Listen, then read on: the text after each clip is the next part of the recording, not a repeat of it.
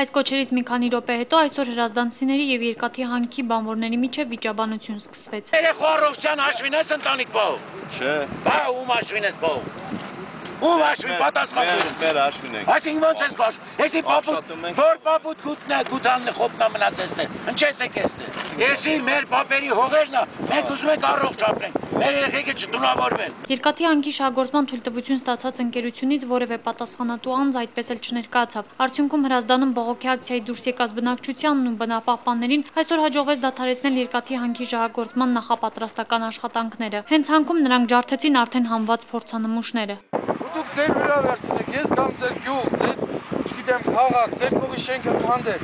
Ինչ կանեք։ Սեսի ոչ մի բան նշանակություն չունի, եմախ վերեկանը սկսին հանքը շահագործել եմախ։ Հանքը չէ։ Նախաձեռնող խմբի անդամներն այսօր Հրազդանի քաղաքի կենտրոնում հավաքված բնակիչներին ներկայացրեցին բոլոր այն հնարավոր հետևանքները, որոնք կարող են առաջանալ երկաթի հանքի շահագործումից։ Խմելու ջրի աղբյուրները այդ խորոչի թեռու են ընդամենը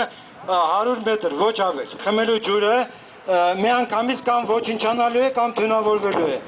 Իդեպ այսօր ակցիայի մասնակցում էր նաև ՀԱԿ անդամ եւ Հրազդանի նախկին քաղաքապետ Սասուն Միքայելյանը։ Ես ղոչաղ եմ դառնալու, բոզ ասեմ, չգիտեմ ինչ ես, ելդել եմ զենքով, զրահով, թող լսեն մեր իշխանությունները։ Զենքերս չունեմ, բայց կճարեմ։